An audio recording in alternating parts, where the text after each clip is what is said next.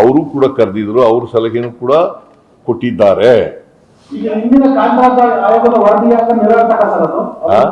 ಕಾಂತರಾಜ್ ಆಯೋಗದ ವರದಿ ಅಂದರೆ ಮೂಲಭೂತವಾಯಿತು, ಅದನ್ನ ಕೈ ಬಿಟ್ಟು ರದ್ದು ನೋಡಪ್ಪ, 10 ವರ್ಷ ಮುಗಿದಿದೆ. ಅದಕ್ಕೆ 10 ವರ್ಷ ಆದ್ಮೇಲೆ ಹೊಸದಾಗಿ ಸರ್ವೆ ಮಾಡಬೇಕು ಅಂತ ಹೇಳುತ್ತೆ ಸೆಕ್ಷನ್ 11 ಕ್ಲಾಸ್ 1.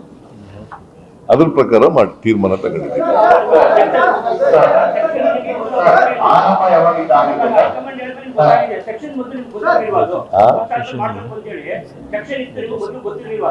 ಯಾವಾಗ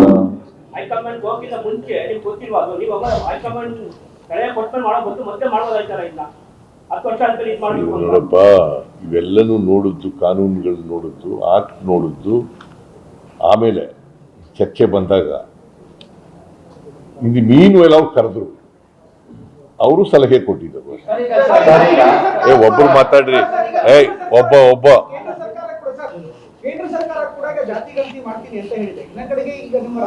ಜಾತಿ ಸರ್ವೆ ಮಾಡ್ತೀವಿ ಅಂತ ಹೇಳಿದ್ದಾರೆ. ಕೇಳಪ್ಪ ತಮ್ಮ,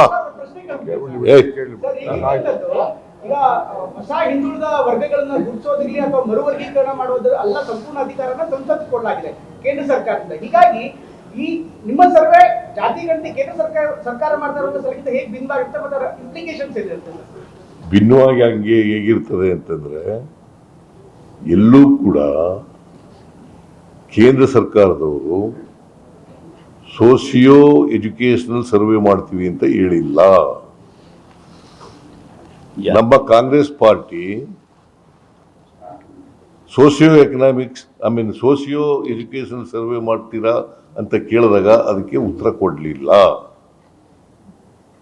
ಅದಕ್ಕೋಸ್ಕರ ನಾವು ಮಾಡ್ತಾ ಇದ್ದೀವಿ. Because this act, backward class act 1995 empowers state government to conduct socio-educational survey, to take action to give social justice on the basis of the report.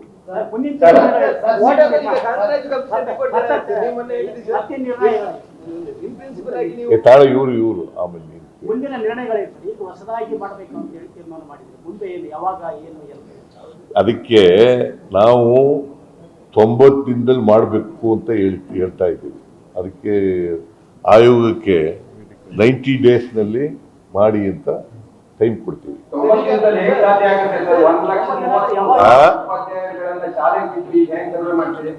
ಏನು ಎಲ್ಲ ಈಗ ನಡೀತದೆ. ಅದಕ್ಕೆ ಈಗ ತೆಲಂಗಾಣದವರು 70 ದಿನದಲ್ಲಿ ಮಾಡಿದ್ರು. ಯಾವುದು? ಅದು ಬೇರೆ, ನಮಗೆ ಪವರ್ ಇದೆ ಸ್ಟೇಟ್ ಗೌರ್ಮೆಂಟ್ಗೆ. ಸ್ಟೇಟ್ ಪ್ಲಾನಿಂಗ್ ಕೇಳಿ, ಒಬ್ಬೊಬ್ರು ಕೇಳ್ರಿ. ಸುಮ್ಮನೆ ನೀವೆಲ್ಲ ಒಟ್ಟಿಗೆ ಮಾತಾಡಿದ್ರೆ ನಾವು ಅದಾಗೋದಿಲ್ಲ. ಯಾವಾಗ ಇಂಟ್ರೆಸ್ಟ್ ಮಾಡ್ತೀವಿ ಅವತ್ತಿಂದ 90 ದಿನ.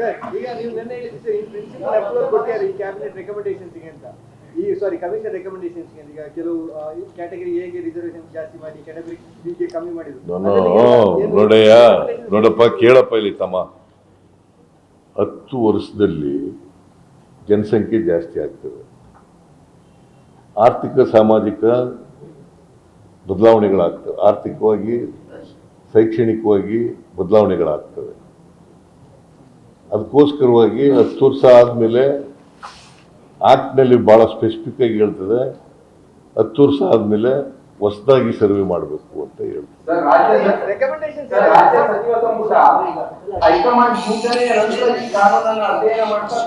ಅವ್ರು ಕೇಳೋದ್ರೆ ನೀನು ಕೇಳ್ತಾ ಇದೀಯ. ಕೇಳ್ರಪ್ಪ ಭಟ್ರೆ, ಕೇಳಪ್ಪ. ಅವರು ಸಲಹೆ ಕೊಟ್ಟಿದ್ದಾರೆ ಅಷ್ಟೇ, ಅವ್ರು ಹೇಳಿದ ಮೇಲೆಲ್ಲ ಮಾಡಿರೋದು, ಕಾನೂನು ರೀತಿಯೇ ಮಾಡಿರೋದು.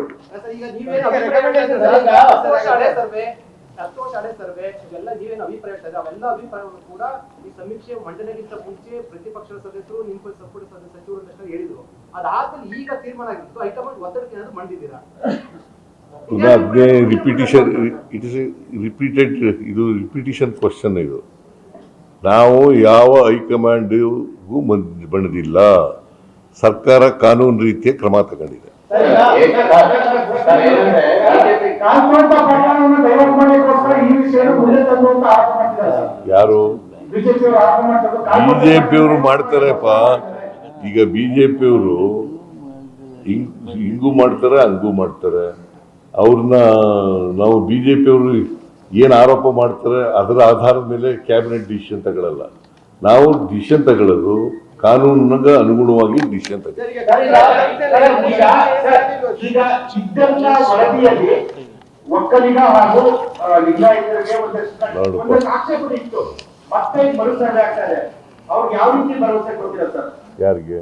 ಲಿಂಗಾಯತರಿಗೆ ಮತ್ತೆ ಒಕ್ಕಲಿಗರಿಗೆ ಸಾಕಷ್ಟು ಆಕ್ಷೇಪ ಇತ್ತು. ನಂಬರ್ ಸರಿ ಇಲ್ಲ ಅಂತ ಇಲ್ಲಿ ಒಕ್ಕಲಿಗ ಕ್ವಶನ್ನು ಅಥವಾ ಲಿಂಗಾಯತ್ ಕ್ವಶನ್ನು ಅಥವಾ ಇನ್ಯಾವುದೋ ಬ್ಯಾಕ್ವರ್ಡ್ ಕಮ್ಯುನಿಟಿ ಕ್ವಶನ್ ಬರೋದಿಲ್ಲ. That does not arise at all. ಅದನ್ನ ಚರ್ಚೆನೂ ಆಗಿಲ್ಲ. ಅದು ಚರ್ಚೆ ಆಗಿಲ್ಲ. ನಾವು ಚರ್ಚೆ ಮಾಡಿರೋದು ಸೆಕ್ಷನ್ 11 ಕ್ಲಾಸ್ 1 ಕ್ಲಾಸ್ 2. ಈಗ ಬರೀ ಒಕ್ಕಲಿಗರು ಲಿಂಗಾಯತರು ಅಷ್ಟೇ ಅಂತ ಆ ಥರ ಜಾತಿ ಅವರೊಬ್ಬರೇ ಜಾತಿ ಅಲ್ಲ, ಬೇರೆ ಜಾತಿ ಹಿಂದೂ ಅದರ್ ಬ್ಯಾಕ್ವರ್ಡ್ ಕಮ್ಯುನಿಟೀಸು ಕೂಡ ಅವರವರ ಅಭಿಪ್ರಾಯಗಳಿಂದ ಹೇಳಿದ್ದಾರೆ. ಮುಸ್ಲಿಮರಿಗೆ 8% ರೆಕಮೆಂಡ್ ಆಗಿತ್ತು. ಯಾವುದು? 8% ಮುಸ್ಲಿಮರಿಗೆ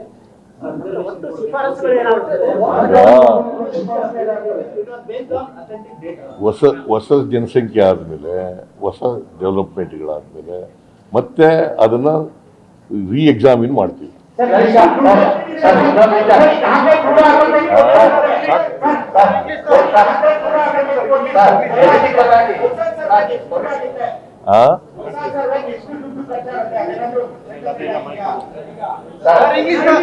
ಈಗ ನೋಡ್ರಿ, ಆಕ್ಟ್ ಪ್ರೊವೈಡ್ಸ್, ಆಕ್ಟ್ ಎಂಪವರ್ಸ್. ಈಗ ಸಾಮಾಜಿಕ ನ್ಯಾಯ ಕೊಡಬೇಕಲ್ಲಪ್ಪ. ಸಾಮಾಜಿಕ ನ್ಯಾಯ ಕೊಡಬೇಕಾದ್ರೆ ಸರ್ವೆ ಮಾಡ್ಬೇಕಾಗತ್ತೆ. ಅದರಿಂದ ಅದಕ್ಕೆ ದುಡ್ಡು ಎಷ್ಟು ಖರ್ಚಾಗ್ತದೆ ಅಂತಕ್ಕಂಥದ್ದು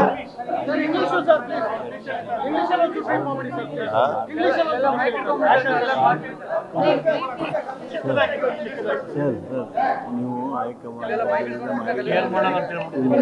ಹೈಕಮಾಂಡ್ ಜೊತೆ ಚರ್ಚೆಯಲ್ಲಿ ಅವರು ನೀಡಿದ ಮಾರ್ಗದರ್ಶನ ಹಾಗೂ ಕಾನೂನು ವಿಚಾರ ಸಚಿವ ಸಂಪುಟದಲ್ಲಿ ಚರ್ಚಿಸಿದ ಹಿನ್ನೆಲೆಯಲ್ಲಿ ಹಿಂಗೆಲ್ಲವನ್ನು ಮನೆ ಮಾಡಿದ್ದಾರೆ. ಇದು ಒಬ್ರು ಮಾತಾಡ್ರಿ, ಎಲ್ಲ ಇಷ್ಟೊಂದು ಜನ ಮಾತಾಡಿದ್ರೆ ಹೆಂಗೆ ಆಗ್ತದೆ?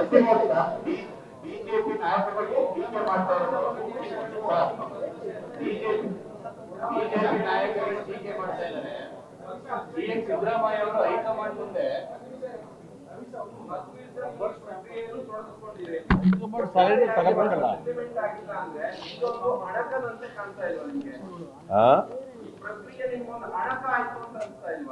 ಏನು ಅಣಕ ಹೆಂಗ ಆಗ್ತದೆ? ಕಾನೂನು ಹಂಗಂತ ಹೇಳ್ತದ.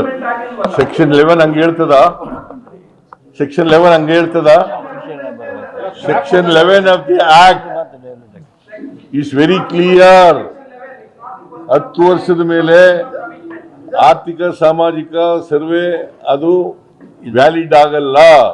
ಯಾಕಂದ್ರೆ ಜನಸಂಖ್ಯೆ ಜಾಸ್ತಿ ಆಗಿರ್ತದೆ, ಅನೇಕ ರಾಜಕೀಯ ಸಾಮಾಜಿಕ ಶೈಕ್ಷಣಿಕ ಬೆಳವಣಿಗೆಗಳಾಗಿರ್ತವೆ. ಅದಕ್ಕೋಸ್ಕರವಾಗಿ ಆಗಲ್ಲ. ಆಮೇಲೆ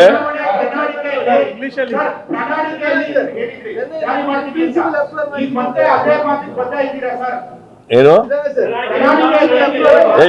ನೀವು ಎಲ್ಲ ಮಾತಾಡಿದ್ರೆ ಒಬ್ರು ಮಾತಾಡಿದ್ರೆ ಏನಾರ ಹೇಳ್ಬೋದಪ್ಪ. ನೀವು ಎಷ್ಟೊಂದು ಜನ ಹೇಳಿದ್ರೆ ಎಲ್ಲಿ ಯಾಕೆ ಹೇಳಕ್ಕಾಗುತ್ತೆ? ನೋಡ್ರಿ, ವೆರಿ ಸಿಂಪಲ್.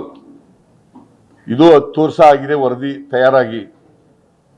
ಕಾನೂನಿನಲ್ಲೂ ಕೂಡ ಅವಕಾಶ ಇದೆ. 10 ವರ್ಷದ ಮೇಲೆ ಮಾಡಬಾರ್ದು. 10 ವರ್ಷಕ್ಕೆ ಸೋಷಿಯೋ ಎಕನಾಮಿಕ್ ಕಂಡೀಷನ್ಸ್ಗಳು ಚೇಂಜ್ ಆಗಿರ್ತವೆ ಅಂತ ಅದಕ್ಕೋಸ್ಕರವಾಗಿ ಮಾಡಿರ್ತೀವಿ. ಇನ್ ದಿ ಮೀನ್ ವೈಲ್ ಹೈಕಮಾಂಡ್ನವರು ಕೂಡ ಮಾರ್ಗದರ್ಶನ ಮಾಡಿದ್ದಾರೆ. ಅದನ್ನು ಗಮನದಲ್ಲಿ ಇಟ್ಟುಕೊಂಡು ಇವತ್ತು ಕ್ಯಾಬಿನೆಟ್ನಲ್ಲಿ ತೀರ್ಮಾನ ಮಾಡಿ. ಹೆಚ್ಚಿನ ಸುದ್ದಿಗಳಿಗಾಗಿ ನಮ್ಮ ಚಾನೆಲ್ನ ಸಬ್ಸ್ಕ್ರೈಬ್ ಮಾಡಿ.